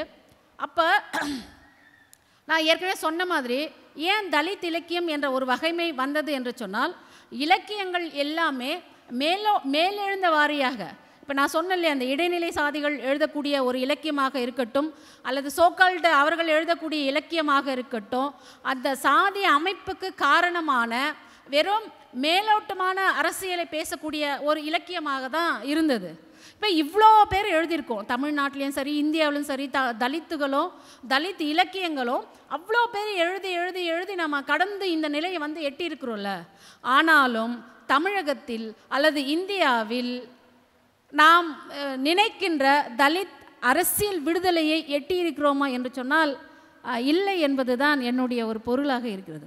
அப்போ இவ்வளவு எழுதி கடந்திருக்கிறோம்ல, கடந்த 200 நூற்றாண்டுகளாக ஒரு தலித் இலக்கியம் எழுதி உருப்பெற்று வந்திருக்கிறது என்று சொன்னால் ஏன் அதற்கான ஒரு அரசியல் விடுதலைக்கான ஒன்று இங்கே ஏற்படவே இல்லை. இப்போ வேங்கை வயலில் பார்த்தீங்கன்னா குடிக்கிற தண்ணி தொட்டியில் வந்து மலம் கலந்துருக்குறாங்க. இன்னும் கூட நம்மளால் அது வந்து கண்டுபிடிக்க முடியல. நீங்கள் விழுப்புரம் கடலூர் மாவட்டத்தில் போனால் பார்த்தீங்கன்னா தலித்துகளை வந்து பஞ்சாயத்து காலில் விழ சொல்லி மன்னிப்பு கேட்கின்ற ஒன்று இப்போவும் இருக்குது. நீங்கள் சுடுகாட்டுக்கு வந்து இறந்து போனால் பாதையெல்லாம் பொது பாதை கிடையவே கிடையாது. அப்போ தலித்துகள் தங்களுடைய இறந்த அந்த சவத்தோடு வந்து சாலைகளில் அதை போட்டு போராட்டம் செய்யக்கூடிய அல்லது மறியல் செய்யக்கூடிய சூழல் தான் வந்து இன்றைக்கும் இருக்குது. இப்போ சமீபத்தில் வந்து தலித்துகள் வந்து ஒரு கோவிலில் நுழைஞ்சாங்க அப்படின்றதுக்காக அந்த கோயிலை விட்டுட்டு வேறு கோயிலை கட்டியிருக்காங்க. என்ன மாதிரியான ஒரு சூழலில் வாழ்ந்துட்டு இருக்கிறோம். இது வந்து துக்கத்தோடு சொல்கிறதா இல்லை சிரித்து சொல்கிறதான்ற எனக்கு தெரியல. தலித் ஒரு ஆலய நுழைவு என்பது, ஒரு ஆலயம் என்பது, ஒரு கடவுளை தொழுதல் என்பது ஒரு பொதுவானது. அப்போ தலித்துகள் அந்த கோயிலுக்குள்ளே நுழைஞ்சாங்க என்பதற்காகவே ஆதிக்க சாதியினர் அந்த கோயிலை விட்டு நீயே எடுத்துக்கிட்டான்னு சொல்லிட்டு வேறு இடத்துல ஒரு நிலம் பார்த்து கோயிலை கட்டி போகிறாங்க அப்படின்னு சொன்னால், அப்போ இந்த தமிழ் சமூகம் எப்படி ஒரு சாதியத்தில் தன்னை இறுக்கமாக கட்டி வைத்து கொண்டிருக்கின்றது, நெகிழ்வுத்தன்மை இல்லாமல் இருக்கிறது என்பதையே நம்ம வந்து பரிசோதனை பண்ணி பார்க்க வேண்டிய ஒரு காலகட்டத்தில் இருக்கிறோமா இல்லையா? அப்போ ஏன் இது நடக்குது? அப்போ இயக்கங்கள், அமைப்புகள் எல்லாம் இதை எப்படி பார்க்கின்றன? அரசியல் கட்சிகளெல்லாம் வேங்க வயல் விஷயத்தையோ இல்லை அது சுடுகாடு, இப்போ சுடுகாடு ரெட்டை சுடுகாடு தான். உங்களுக்கு இன்னொரு விஷயமும் சொல்கிறேன். நான் வந்து ஆசிரியராக இருக்கிறேன், கிட்டத்தட்ட நல்ல சம்பளம் வாங்குகிறேன், படிச்சிருக்கிறேன். நான் இது வரைக்கும் நான் சேரியில் தான் இருந்துகிட்ருக்கேன். நான் ஒரு கவிதை எழுந்தேன், வீடு திரும்புதல் அப்படின்னு சொல்லிட்டு. நம்ம முற்போக்கு பேசுகிறோம், மேடையில் பேசுகிறோம், நீயும் வர நானும் வரேன், பேசுகிறோம். மக்கள் எல்லாம் நம்முடைய கருத்துக்களை கேட்குறாங்க, கைத்தட்டுறாங்க, கூட்டம் முடியுது, கலைஞ்சி போகிறாங்க. நான் சேரிக்கு செல்கிறேன், நீ ஊருக்கு போகிறாய் அப்படின்னு ஒரு கவிதை எழுதியிருந்தேன். இன்னும் தான் அப்படி தான் இருக்குது. நான் இந்த மீட்டிங் முடிச்சுட்டு நான் இப்போ எங்கே போனால் சேரிக்கு தான் போகணும்ல. வருத்தமாக தான் இருக்குது, ரொம்ப வருத்தமாக தான் இருக்குது. அப்போ நான் வசிக்க கிராமங்கள் தான் வந்து சாதியை தக்க வைக்கக்கூடிய மனிதனுடைய மனம் சாதியை எப்படி தக்க வைக்குதோ அதே மாதிரி இந்திய சமூகத்தில் சாதியை தக்க வைக்கிற மிகப்பெரிய ஒரு இடமாக வந்து இன்றைக்கும் கிராமங்கள் இருந்துகிட்ருக்கு. நகரத்தில் கூட நம்ம வீடு கிடச்சிடும், ஆனால் கிராமங்கள் தான் சாதி அப்படியே பிடிச்சி வச்சுருக்கு. அப்போ நான் என்னுடைய கிராமத்தில் இப்போவும் சேரியில் தான் இருக்கேன். நான் செத்து போனால் என்னுடைய பிணம் வந்து சேரி சுடுகாட்டுக்கு தான் போகும், ஊர் சுடுகாட்டுக்கு போகாது. என்னுடைய ஊரில் வந்து என்னுடைய ஒரு துண்டு நிலத்தை என்னால் விலைக்கு வாங்க முடியாது, ஒரு சின்ன ரூமை வந்து வாடகைக்கு என்னால் எடுக்க முடியாது. அப்போ இந்த மாதிரி ஒரு சாதிய சமூகமாக இருந்து கொண்டிருக்கிற ஒரு சூழலில் இப்போ நம்முடைய பங்கு, ஏன்னா சாதியோடு இருக்கின்ற சமூகம் எப்போ ஆரோக்கியமான ஒரு சமூகமாகவே இருக்காதில்ல. அந்த சமூகத்தில் இருக்கக்கூடிய அங்கத்தினர் எப்படி ஒரு ஆரோக்கியமான உறுப்பினர்களாக அவங்க இருப்பாங்க. அப்போ இதையெல்லாம் நம்ம கணக்கில் எடுத்துக்கொண்டு தான் மானுட விடுதலைக்கான ஒன்றாக தான் நம்ம தொடர்ந்து தலித் இலக்கியத்தை நம்ம பேசிகிட்டே இருக்கோம், இந்த பிரச்சனையை பேசி. அப்போ நான் இந்த ஐடென்டிட்டியோட, இந்த அடையாளத்தோடு பேசுகின்ற பொழுது, நான் பளிச்சென்று சொல்லிவிடுகிறேன், பறச்சி என்று சொல்லுகின்ற பொழுது ஒரு உணர்வு உங்களுக்கு ஏற்படுதில்லை. அந்த உணர்வு சாதிய உணர்வு அல்ல, சாதிக்கு எதிரான உணர்வு. அதுதான் சாதிக்கு எதிராக, சாதிக்கு ஆதரவானவர்களோடு சாதிக்கு எதிராக அணிதிரட்ட அந்த அந்த உணர்வை தரக்கூடியதை தலித் இலக்கியங்கள் தொடர்ந்து செய்து கொண்டிருக்கின்றன. நேரம் கடந்துட்டு ஒரு விஷயத்தை மட்டும் சொல்லிடுறேன். காலையிலிருந்து பேசிட்டு இருந்தாங்க இல்லையா, மெய்யியல் பற்றி பேசியிருப்பாங்க, உங்ககிட்ட வேளாண்மை பற்றி பேசியிருப்பாங்க, ஓவியங்களை பற்றி பேசியிருப்பாங்க, பல்வேறு விதமான கருத்துக்களை காலையிலேருந்து நீங்கள் தொடர்ந்து கேட்டுகிட்டே இருக்கிறீங்க. அப்போ அதில் மிக முக்கியமானது வந்து பார்த்திங்கன்னா திணை கோட்பாடு. திணை கோட்பாடு பற்றி தெரியணும்னு நீங்கள் வந்து இலக்கியத்தை வந்து ஒரு பாடமாக எடுத்து படிக்கணும்னு கிடையாது. நீங்கள் 10ஆம் வகுப்பு வரை திணைகளை பற்றி படிச்சிருப்பீங்க. அதில் சில கருத்துக்களை நான் வந்து சொல்லிவிட்டு என்னுடைய உரையை நான் வந்து முடிக்கலான்னு நினைக்கிறேன். ஏன்னா எனக்கு தொல்காப்பியரை வந்து ரொம்ப பிடிக்கும். ஏன்னா தொல்காப்பியர் வந்து வடவேங்கடம் முதல் குமரி வடை இடைப்பட்ட அந்த நிலப்பகுதியை தான் வந்து தமிழ் பேசும் நிலப்பகுதி தான் தமிழகம் அப்படின்னு பிரிக்கிறாரு. அந்த மொழி பேசக்கூடிய மக்களை வந்து தமிழர்கள் என்று சொல்கிறார். அப்போ இந்த தொல்காப்பியர் வந்து நிலங்களை 5 வகையாக பிரிக்கிறார். குறிஞ்சி, முல்லை, மருதம், நெய்தல், பாலை ஏன்னா 5 பிரிச்சிட்டாரு. இந்த ஐவகை நிலங்களுக்கும் 14 கருப்பொருள், அது தெய்வம், ஊர், நீர், பறை, தொழில், பூ, அந்த மாதிரி விலங்கு, அந்த மாதிரி நிறைய ஒரு 14 வரும். அப்போ இந்த தொல்காப்பியர் இந்த தமிழ் நிலப்பரப்பை எத்தனை முறை குறுக்கும் நெடுக்காகவும் கடந்து, இந்த குறிஞ்சின்னா இந்த பூ தான், இந்த பறவை தான், இந்த விலங்கு தான், இந்த ஊர் தான், இந்த இதுதான், இந்த பறை தான், இந்த பண்தான் என்று ஒவ்வொரு நிலத்திற்கும் அவர் என்ன பண்ணுறாருன்னா கருப்பொருளை வந்து வகைப்படுத்துகிறார்.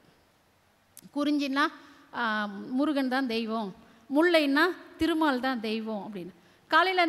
காலையில் தோழருடைய உரையை வந்து நான் கேட்கல, ஆனால் என்ன பேசினார் அப்படின்னு நான் கேட்டேன். அப்போ வந்து பண்டமாற்று முறை, ஒவ்வொரு திணைக்கும் வந்து பண்டமாற்று முறைகளில் வந்து உணவுப் பொருட்களை மாற்றிக்கொள்கிறார்கள். அப்போ இந்த இடத்துல வந்து பார்த்திங்கன்னா உழைப்பை வந்து மருத நிலத்தில் உழைப்பை வந்து பண்டமாக மாற்றுறாங்க அப்படின்றது பார்க்குறோம். அப்போ இப்படி இருந்த சங்க காலத்தில், இப்படி இருந்த அல்லது சங்க காலத்துக்கு முந்தைய தொல்காப்பியனுடைய காலத்தில், அதற்கு பிறகான காலத்தில் வந்து 5 நிலமாக இருந்தது இல்லையா? இது எந்த காலத்தில், யாருடைய காலத்தில், அல்லது எப்பொழுது, அல்லது யாருடைய மனநிலையில், அல்லது யாருடைய விருப்பத்தில் குறிஞ்சி என்பது சேரி குறிஞ்சியாகவும் ஊர் குறிஞ்சியாகவும் மாறியது? முல்லைத்திணை என்பது எப்பொழுது ஊர் ஊர் முல்லையாகவும் சேரி முல்லையாகவும் மாறியது. இப்படி 5 வகையான நிலம் என்பது இப்பொழுது 10 வகையான திணையாக 10 வகையான நிலமாக பிரிஞ்சு கிடக்குது. இது தெரியலையா உங்களுக்கு? அப்போ நான் என்னுடைய இடம் இங்கே என்னவாக இருக்கிறது, என்னுடைய தொழில் என்பது இங்கே என்னவாக இருக்கிறது அப்படின்னு பல கேள்விகள் இருக்குது. இதெல்லாம் நிறைய பல மணி நேரம் பேசக்கூடிய ஒன்று. இப்போ இந்த பறைக்கு வருவோம். இப்போ தொழிலின் அடிப்படையில் தான் சாதி தோன்றியது என்று சொன்னால், தொல்காப்பியர் சுட்டுகின்ற பறை வந்து நிறைய படை, ஏறுகோட்பறை, தொண்டகப்பறை, மீன்கோட்பறை, துடி, இப்படி பல்வேறு பறைகளை வந்து தொல்காப்பியர் சுட்டுகின்றார். அந்த தொல்காப்பியர் சுட்டிய அந்த காலத்தில் அப்போ வந்து யாருமே இல்லைல்ல. நீங்கள் குறிஞ்சி அப்படின்னா குறவன் குறத்தியர் தான். அப்போ வந்து சேரி ஊர் என்று பிரிபடாத ஒரு காலம். முல்லை அப்படின்னா வந்து ஆயர் ஆட்சியர் தான். மருதம் என்றால் உழவன் உழத்தியர் தான். நெய்தல் என்றால் நுழைஞர் நுழைச்சியர் நுழைஞர், பரதவர் பரத்தியர் தான். இப்போ பாலை அப்படின்னா அங்கே வசிக்கக்கூடிய மக்கள் எயினர் எயிற்றியர் தான். அப்போ இந்த நிலங்கள் பொதுவாக இருந்தது, உணவு பொதுவாக இருந்தது, பறை பொதுவாக இருந்தது, பண் பொதுவாக இருந்தது, விலங்குகள், உண்ணக்கூடிய நீர்நிலைகள் எல்லாமே பொதுவாக தான் இருந்ததில்ல. தொல்காப்பியர் மாதிரி ஒரு சமூக நீதி பேசின ஒரு ஆளை நான் வந்து பார்த்ததே கிடையாது. அப்படி எல்லோருக்கும் பொதுவாக பிரித்து விட்டு போயிருக்கிறார். அப்போ 5 நிலத்திற்கும் பொதுவான அந்த பறையை யார் ஒன்றா அடிக்கலாம். நீங்கள் குறிஞ்சியில் வந்து என்ன பறையோ அந்த பறையை வந்து யார் வேண்டுமானாலும் அடிக்கலாம். அப்போ எந்த காலத்தில் பறையை அடிப்பவர்கள் பறையர்கள் என்று ஒடுக்கப்பட்டார்கள் அப்படின்ற ஒரு மிகப்பெரிய ஒரு கேள்வி எழுதில்லை நமக்கு. அப்போ இப்போ பறையை நம்ம அடிக்கிறோம், பறையர்கள் அப்படின்னு இழிவுபடுத்துறாங்க. பறை இழிந்த ஒரு கருவி. ஏன் பறையை வந்து இழிந்த கருவி அப்படின்னு சொல்கிறோம் அப்படின்னா, திரும்ப இந்த பசு அரசியல் தான் பேச வேண்டியிருக்கு. தீட்டு தீண்டாமை. இப்போ பசுவினுடைய தோல் வந்து புனிதமற்றது, பசுவினுடைய இறைச்சி வந்து புனிதமற்றது. ஆனால் பசுவினுடைய தோலிலும் பசுவினுடைய இறைச்சிலும் ஊறி வருகின்ற நெய்யும் தயிரும் வந்து புனிதமானது. என்ன ஒரு அபத்தமாக இருக்குது. கறியில் மாட்டுக்கறி வந்து ரொம்ப தீட்டானதா, மாட்டுக்கறி வந்து இழிவானது. ஆனால் அந்த கறிக்குள்ளாகவே ஊறுகின்ற நெய்யையும் பாலையும் சாப்பிடுகின்ற பார்ப்பனர் வந்து உயர்வானவர்கள், அந்த சக்கையை சாப்பிட்ற பறையர்களும் புலையர்களும் வந்து இழிவானவர்கள் அப்படின்ற இந்த அரசியல் இருக்குல்ல. அப்போ இந்த தோல் வந்து இழிவானது, இந்த தோலால் கட்டப்பட்ட பறை இழிவானது. அப்போ இந்த பறையை அடிக்கின்ற பறையர்கள் இழிவானவர்கள் என்ற ஒரு கருத்தாக்கம் தோழர் காலில் சொன்னார். மெய்யியல் அப்படின்ற ஒரு மெய்யியல் என்ற ஒரு சொல் இல்லையா? அந்த மெய்யியலுக்கு நான் இன்னொரு மாற்று ஒரு சொல்கிறேன், உள்மெய். உள்மெய், மெய்ன்றது உடல், உண்மையும் கூட. அப்போ உடலினுள் இருக்கக்கூடிய ஒன்று, அந்த அறத்துக்கு தான் வந்து நம்ம மெய்யின்னு சொல்கிறோம். அப்போ உடலினுள் இருக்கக்கூடிய அந்த எளிமையான அறத்திற்கு தான் உள்மெய். மெய்யினுள்ளே, உடலினுள்ளே இருக்கக்கூடிய மெய். அப்போ இந்த விஷயங்களெல்லாம் நம்ம பார்க்கின்ற பொழுது, அப்போ பறை என்பது பொதுவாக இருந்த ஒன்று. இப்போ ஏன் ஒரு குறிப்பிட்ட ஒருத்தருக்கு வந்து அது பிரித்து வைக்கப்பட்டிருக்கிறது, அவர்கள் இழிவாக பார்க்கப்படுகிறது அப்படின்றது அது நீங்கள் புரியும். இப்பொழுது பறை என்பது யாருக்கான ஒன்றாக மாறி இருக்குது அப்படின்றத நீங்கள் பாருங்கள். பறையை வந்து இழிவான ஒன்று. நீங்கள் வந்து நான் வடர்காடு மாவட்டத்தில் பள்ளிகொண்டா கிருஷ்ணசாமி எல்லாம் வந்து பறை தொழில் வந்து பறை அடிக்கிறது வந்து இழிவானது, பறை கருவி இழிவானது என்று சொல்லி ஒரு இடத்துல குமிச்சு போட்டு கொளுத்தின வரலாறுலாம் வடர்காடு மாவட்டங்களில் உண்டு. ஆனால் தலித்துகள் பறையை வந்து ஒரு விடுதலைக்கான ஒரு கருவியாக, பறை இசையை விடுதலைக்கான ஒரு இசையாக மீட்டு இந்த இடத்துல வந்து கொண்டு வந்து நிறுத்தியிருக்காங்க. ஒரு தலித்துகள், நீ என்னை எதை இழிவுபடுத்துகிறாயோ அதையே வந்து நான் உயர்வானதாக, என்னோட விடுதலைக்கான ஒரு கருவியாக நான் பறைய வைக்கிறேன் அப்படின்னு கொண்டு வந்து வச்சுருக்காங்க. நான் ஒரு கவிதையை எழுதினேன். என் மூதாதையரிடம் கேட்கின்றேன், என் கைகளில் கொலைக்கருவியை விடுத்து பறைக்கருவியை ஏன் வைத்தீர்கள்? என் மூதாதையரிடம் கேட்கின்றேன், என்னுடைய கைகளில் பறைக்கருவியை விடுத்து கொலைக்கருவியை விடுத்து ஏன் பறைக்கருவியை வைத்தீர்கள்? என் மூதாதையர் பதில் சொல்கிறார்கள், பறைக்கருவிதான் கொலைக்கருவி மகளே. பறைக்கருவிதான் ஆதிக்கத்தை வேறறுக்கின்ற கொலைக்கருவி மகளே என்று என்னுடைய மூதாதையர் சொல்கிறார்கள். அப்போ மாட்டுக்கறி வந்து உங்களுக்கு இழிவானது, மாட்டுத்தோல் இழிவானது, அதை உண்கின்ற மக்கள் இழிவானவர்கள் என்ற நிலையிலிருந்து தலித்துகள் தங்களை தாங்களே தங்களுடைய இலக்கியத்தின் மூலமாக, தங்களுடைய மெய்யியல் மூலமாக, தங்களுடைய உள்மை மூலமாக தங்களை மீட்டெடுத்து இந்த இடத்துல கொண்டு வந்து வைக்கின்ற பொழுது அந்த பறை கருவியை, விடுதலைக்காக நாங்கள் உயர்த்துகின்ற கருவியை கைப்பற்றுகின்ற ஒரு நிலை இப்போ இருக்குது. இப்போ தலித்துகள் கூட யாரும் வந்து பறையை அடிக்கிறதில்ல. பறை அடிப்பவர்கள் யார் என்று சொன்னால் வேறுவாக இருக்கிறார்கள். அப்போ இங்கே உண்மையான பறையர்கள் என்பவர்கள் யாராக இருக்கிறார்கள்? பறை என்ற அடையாளம் இப்பொழுது யாருக்காக மாற்றப்படுகிறது என்பதை நாம் பார்க்க வேண்டும் அல்லவா? இந்த அரசியலை நீங்கள் புரிஞ்சுக்கணும். அப்போ அதே நேரத்தில் இன்னொரு கேள்வி நான் உங்களிடத்தில் முன் வைக்கின்றேன். மலம் அள்ளுகிறவர்கள் அருந்ததியர்கள் இல்லையா? ஒரு தூய்மை பணியை செய்யக்கூடியவர்கள் தலித்துகள். இப்போ மலம் அள்ளுதும் இழிவான ஒன்று அப்படின்னு நம்ம சொல்கிறோம்ல. அப்போ பறை கருவியை நான் எனக்கான விடுதலைக்கான ஒரு கருவியாக மாற்றுகின்ற பொழுது அதை கை கொண்ட இடைநிலை சாதிகள் இந்த மலம் அள்ளுகின்ற இழி தொழிலை ஏன் இன்னும் கை கொள்ளவில்லை என்ற ஒரு கேள்வியும் நான் வைக்கிறேன். அப்போ எனக்கான அடையாளம் நான் வைக்கின்ற பொழுது அது என்னிடம் பறிக்கப்படுகிறது.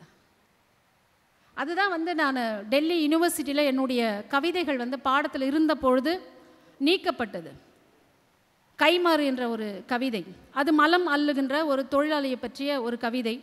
அந்த கவிதை வந்து டெல்லி யூனிவர்சிட்டியில் ஆங்கில இலக்கியத்தில் மொழிபெயர்க்கப்பட்டு பாடமாக வைக்கப்பட்டது.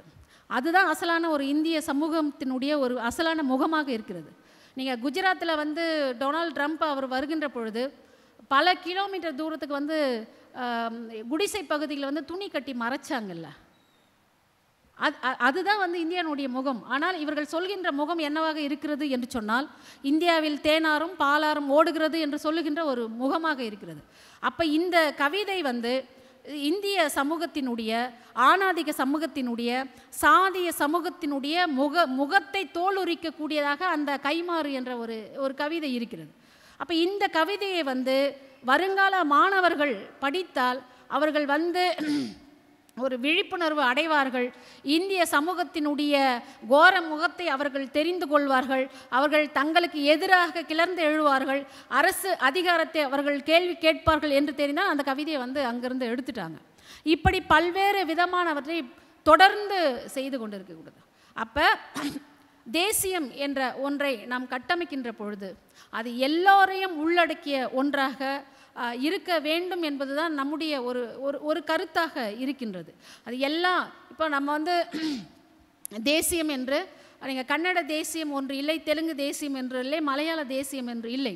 ஆனால் மொழி ரீதியாக அல்லது இன ரீதியாக நாம் தேசியத்தை கட்டமைக்கின்ற பொழுது அதில் எல்லா தலித்துகளும் உள்ளடக்கிய ஒன்றாக இருக்குதான்னு நாம் பார்க்கணும். இப்போ நான் வந்து ஒரு தலித் இலக்கியத்தை பற்றி எழுதுறேன்னா தமிழ்நாட்டில் இருக்கக்கூடிய தலித்துகளை பற்றி மட்டுமே நான் எழுதுவதில்லை. மாறாக இந்தியாவில் இருக்கக்கூடிய, அது எந்த மொழி பேசினாலும் இருக்கட்டும், எந்த மாநிலத்தை சேர்ந்தவராக இருக்கட்டும், நான் அனைத்து தலித்துகளினுடைய அல்லது அனைத்து பெண்களினுடைய விடுதலையை பற்றி பேசுகின்ற ஒன்றாக தான் தலித் இலக்கியம் இருக்கிறது. அப்போ தலித் இலக்கியம் என்பது ஒரு வட்டாரம் சார்ந்த ஒரு இலக்கியமாக, அல்லது ஒரு மொழி சார்ந்த ஒரு இலக்கியமாக, அல்லது ஒரு பிராந்தியம் சார்ந்த ஒரு இலக்கியமாக இல்லாமல் அது ஒரு தேசிய இலக்கியமாக பரிணமிக்கிறது. தலித் இலக்கியம் என்பது இந்தியாவில் இருக்கக்கூடிய, அது யாராக இருக்கட்டும், அப்போ எல்லா தலித்துகளினுடைய விடுதலையை பேசக்கூடிய ஒன்றாக தலித் இலக்கியம் இருப்பதைப் போலவே நாம் பேசுகின்ற ஒரு தேசியமும் அப்படி ஒரு தேசியம் என்ற அளவிலே அதை நோக்கி நாம் நகர வேண்டும்.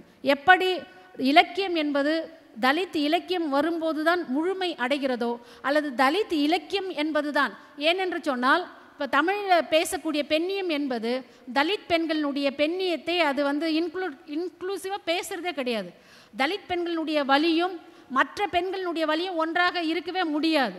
அதே மாதிரி மற்றவர்களுடைய வலியும் தலித்துகளினுடைய வலியும் ஒன்றாகவே இருக்க முடியாது. ஒருத்தர் வந்து பல்லக்கில் போகிறாரு, மேலே உட்காந்துட்டு போகிறாரு, 4 பேர் பின்னாடி தூக்கிட்டு போகிறாங்க, அவரை வந்து தோளில் சுமந்துட்டு போகிறாங்க. அப்போ பல்லக்கில் உட்காந்துட்டு 4 மணி நேரமாக உட்காந்துட்டு போகிறவருக்கும் வலிக்கும் தான். அவருடைய உடல் ஒரே இடத்தில் இருப்பதால் வலிக்க தான் செய்யும். அப்போ தூக்கிட்டு போகிறவங்களுக்கும் வலிக்க தான் செய்யும். அப்போ பல்லக்கில் உட்கார்ந்து கொண்டு போகிறவனுடைய வலியும் அவரை தூக்கி கொண்டு போகிறவனுடைய வலியும் சமமா என்றால் இல்லை. அப்போ நம்ம யாருடைய வலியை நாம் பேச வேண்டும், முதன்மையாக யாருடைய வலியை பேச வேண்டும் என்று சொன்னால் அதை தூக்கி சுமக்கின்றவர்களுடைய ஒரு வலியை தான் நம்ம பேச வேண்டி இருக்குல்ல. அதுதான் இலக்கியத்திற்கும் தலித் இலக்கியத்திற்கும் பெண்ணியத்திற்கும் தலித் பெண்ணியத்திற்குள்ள வேறுபாடு. தலித் பெண்கள் தன்னுடைய குடும்பத்தில் அவர்கள் தன்னுடைய குடும்பத்தில் இருக்கக்கூடிய சகோதரன் மற்றும் தந்தையால் அவர்கள் ஒரு ஆதிக்கம் ஒரு அதிகாரத்தை அவர்கள் மேற்கொள்கின்ற பொழுது வெளியும் போயிட்டு மற்ற சாதி ஆண்கள் இடத்திலும் அவர்கள் தனக்கான அடக்குமுறையை சந்திக்கிறார்கள் இல்லையா. அப்போ படிநிலை அதிகார படிநிலை என்பது கூடுதலாக தலித் பெண்களுக்கு அதிகமாக இருக்குது. அப்போ தலித் பெண்களுடைய வலியை பற்றி இந்த சமூகத்திலே நாம் அதிகமாக பேச வேண்டியிருக்கிறது, அதிகமாக உரையாட வேண்டியிருக்கிறது. அதை போலவே தலித்துகளுடைய விடுதலைக்காக தலித்துகளுடைய வலிக்காக அவர்களுடைய மாண்புக்காக நாம் அதிகமாக இன்னும் இந்த பயணத்தில் இயக்கங்களுடைய பயணத்தில் அமைப்புகளுடைய பயணத்தில் தலித் இலக்கியத்தில் இம்மாதிரியான உரையாடலில் நாம் அதிக பயணிக்க வேண்டியதாக இருக்கிறது. மானுட விடுதலை என்பது வெறும் தலித்துகளுக்கான விடுதலை மட்டும் அன்று, தலித் பெண் விடுதலை என்பது வெறும் தலித் பெண்களுக்குமான விடுதலை மட்டும் அன்று, மாறாக அது ஒட்டுமொத்தமாக அடக்குமுறைகளை ஒடுக்குமுறைகளை சந்தித்து கொண்டிருக்கின்ற உலகத்தில் உள்ள எல்லா ஒட்டுமொத்த மக்களுக்குமான ஒன்றாகத்தான் அந்த இலக்கியம் இங்கே திகழ்ந்து கொண்டிருக்கின்றது. அப்படி என்று சொன்னால் நாம் பேசுகின்ற தேசியம் அது எந்த தேசியமாக இருக்கட்டும், மதத்தை அடிப்படையாக பேசுகின்ற தேசியம் நாம் வேறறுக்க வேண்டும். அதற்காக நாம் இனத்தை அடிப்படையாக கொண்ட தேசியத்தையோ அல்லது மொழியை அடிப்படையாக கொண்ட தேசியத்தையோ பற்றி பேசுகின்ற பொழுது இந்தியா முழுமைக்கும் ஒரு அங்கமாக இருக்கக்கூடிய தலித்துகளுடைய விடுதலையும் தலித்துகளுடைய மாண்பையும் அவர்களுடைய நலனையும் அதை உள்ளடக்கிய ஒரு தேசியமாக அது அமைந்தால் நாம் செல்கின்ற பாதை மிகவும் ஒரு சிறப்பான பாதை. அது ஒட்டுமொத்தமான ஒரு மக்களுக்கான விடுதலையை தரக்கூடிய ஒரு தேசியமாக இருக்கும் என்று சொல்லிக்கொண்டு அப்படிப்பட்ட நகர்வை இந்த தமிழ் தேசியம் தன்னை முன்னகர்த்தி செல்லும் என்ற நம்பிக்கையோடு உங்களிடத்திலிருந்து விடைபெறுகின்றேன். நன்றி, வணக்கம்.